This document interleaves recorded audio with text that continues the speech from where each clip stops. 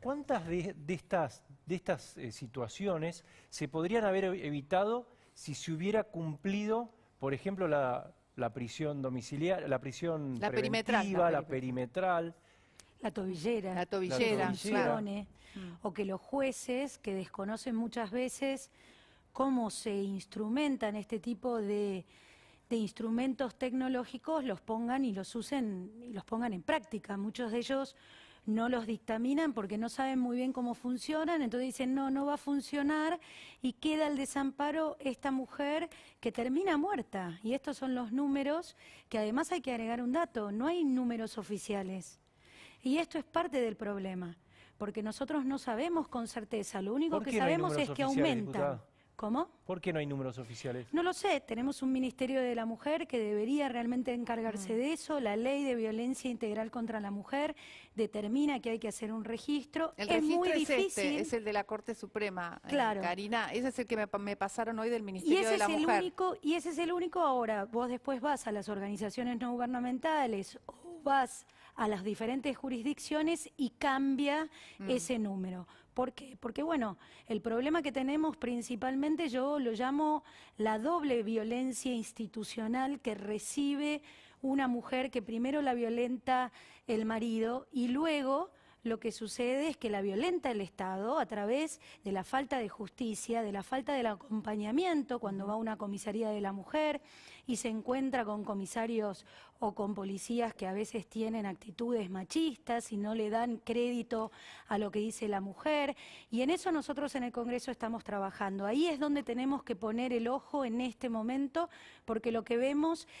Y recuerdo el caso de Úrsula, ¿se acuerdan que sucedió este año? Me acuerdo muy bien de ese Una chica caso. que había hecho 18 denuncias acerca de la violencia que sufría con su novio y que termina muerta principalmente por la sordera de la justicia, de todos los administradores de justicia, los fiscales, la policía, todos aquellos que en realidad creen que, bueno, que quizás un poco de responsabilidad a veces tiene la mujer, a veces llega muy histérica, muy enloquecida, no le dan cabida a lo que ella está planteando y después tenemos que lamentarlo. Esta es la realidad. A ver si me acuerdo bien, a ver, corríjame si no. El caso de Micaela, ¿no era también un caso de que la persona que la mata tenía que estar detenida? Y hay miles, hay miles muchos, ¿no? De estos. Es ¿Y por qué pasa esto, diputada? ¿Por qué es que la justicia...? Porque muchos tenían denuncias, ¿no? Y, por ejemplo, el de Úrsula también. Sí, principalmente porque la violencia machista responde a un sesgo cultural que está muy arraigado de determinados patrones y en donde en la justicia se da mucho. Claro. Hoy veíamos a un juez que dejaba libre a un violador de una denuncia que había sido por usar preservativo. Señalado, exactamente, por usar preservativo. La verdad, eso es violencia machista, porque sabemos que eso no puede ser un aliciente de una denuncia de violación que está demandando una mujer. Claro. Hace 1 año y medio que tenemos Ministerio de la Mujer. ¿Qué mejoró? Porque tenemos un ministerio aparte con un presupuesto muy alto y que la situación es que los femicidios están aumentando. ¿Qué mejoró con el ministerio? Mira, yo quiero ser positiva en la mirada de esto porque nos sirve a todas. Creo que poner el tema en agenda de qué pasa con la perspectiva de género, que no es una cuestión ideológica, que efectivamente hay que hacer un trabajo especialmente de arriba hacia abajo. Esto significa de las instituciones, del espacio político, hacia otros espacios como las empresas, como las casas, ¿no? En donde la mujer todavía sigue relegada a un segundo plano, la invisibilidad de poder tener las mismas oportunidades que los varones. Y esto sucede empezando por el seno familiar y terminando en cualquier espacio de trabajo en donde nosotras deberíamos desarrollarnos al igual que cualquier varón. El año pasado con las restricciones aumentaron los femicidios, recuerdo esos datos. Digo, ¿cuánto obedece también al confinamiento que la violencia familiar termine, bueno, con la muerte o la violencia sobre las mujeres?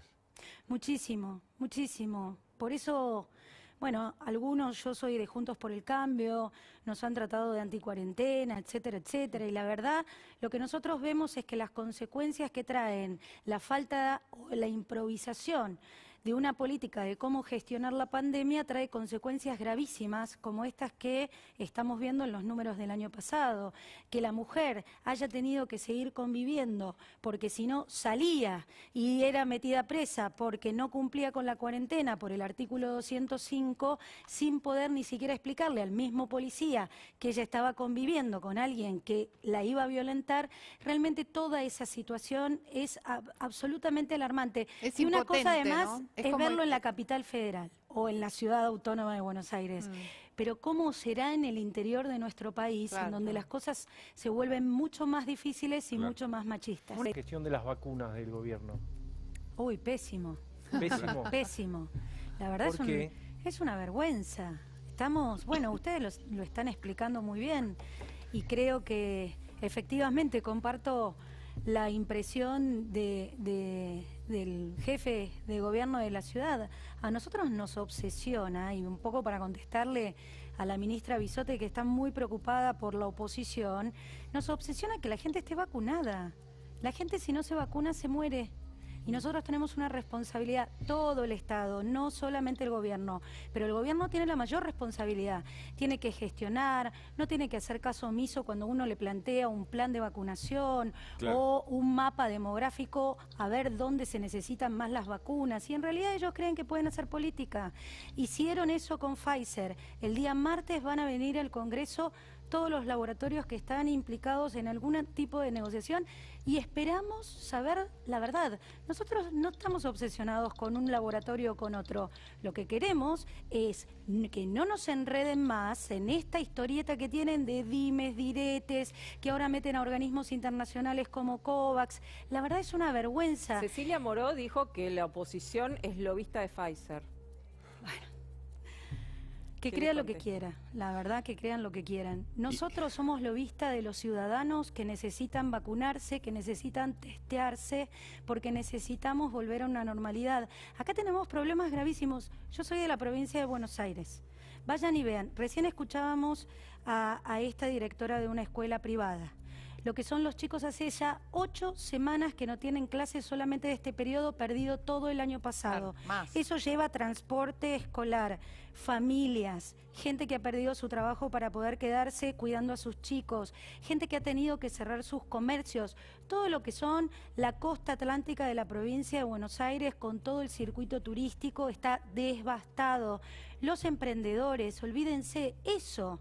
El presidente el año pasado dijo que él estaba preocupado por la salud de los argentinos, que no le importaba perder 10% del PBI o no sé qué dijo acerca de la economía mientras tuvieran salud de los argentinos. Y resulta que ayer nos enteramos, porque es todo así, que el jefe de gabinete dice que no se compró Pfizer porque era cara y querían ahorrar en dólares. caso, Yo pregunto, sí. ¿es Sputnik? ¿Alguien cree que se le pagó con pesos? No. Claro. No, claro. No, Diputada, perdón, usted, porque ahora están discutiendo esta famosa cláusula de negligencia, ¿ustedes votaron a favor de esta cláusula o no? Sí, El año todos. pasado. Mira, hay algo interesante ahí. Hoy me preguntaban en una radio.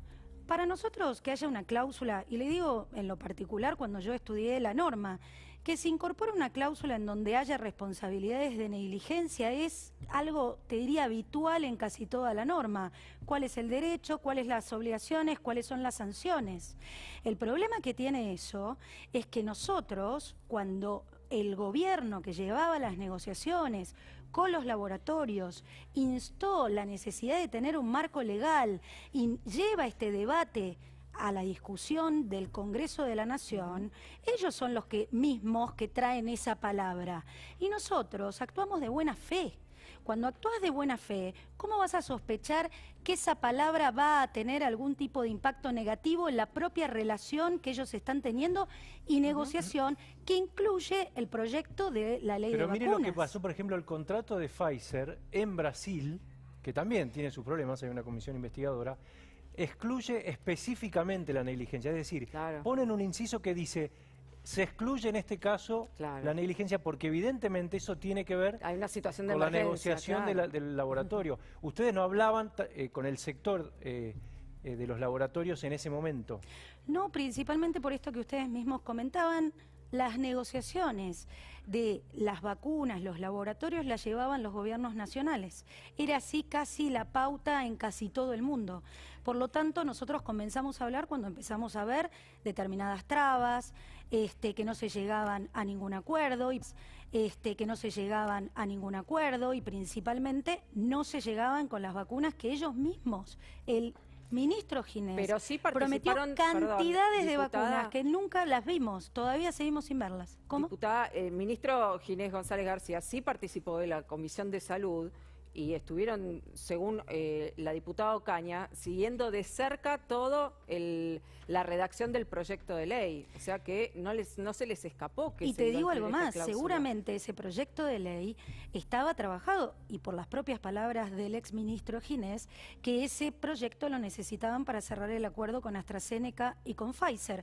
Por lo tanto, es habitual que uno trabaje con los beneficiarios muchas veces de esa ley y conozcan, vayan siguiendo el texto del proyecto. ¿Ustedes creen que entró esa cláusula de alguna forma para dejar afuera a Pfizer, que fue exprofeso? La verdad no lo sé porque no estuvimos en esa negociación, pero lo más interesante va a ser escuchar a Pfizer el día martes, en donde seguramente esta va a ser una pregunta central. Y una cosita más, ayer yo hice un pedido de acceso a la información pública a la ministra Bisotti para que entregue toda la documentación de aquellos dimes y diretes que tenemos que ver todos por televisión.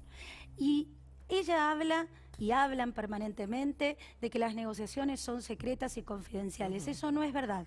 Están ajustadas a la Ley de Acceso a la Información Pública. Por lo tanto, puede haber información reservada que se tacha y se entrega toda la documentación y ahí vamos a saber de qué se trata. ¿Qué le responde, diputada, breve, si es tan amable, a Volnovich, que dijo si la obsesión de la oposición hubieran sido las vacunas, nunca hubieran indicado una campaña peligrosa o algo que empastó finalmente, según Volnovich, lo que ustedes hicieron a favor de justamente de la gestión de la pandemia? Los que están arriba de la gestión, los que lideran la gestión de la pandemia, es el gobierno nacional. Así que si ella tiene algo para reclamarle, que hable con la interna feroz que tienen dentro de Frente de Todos. Pero por sobre todas las cosas, que se encargue de atender a todos los jubilados y jubiladas que viven prometiéndole aumentos, y la verdad, ellos también han sido parte del perjuicio de la improvisación de este gobierno. Muy bien, diputada, muchísimas gracias. Gracias a ustedes. Gracias.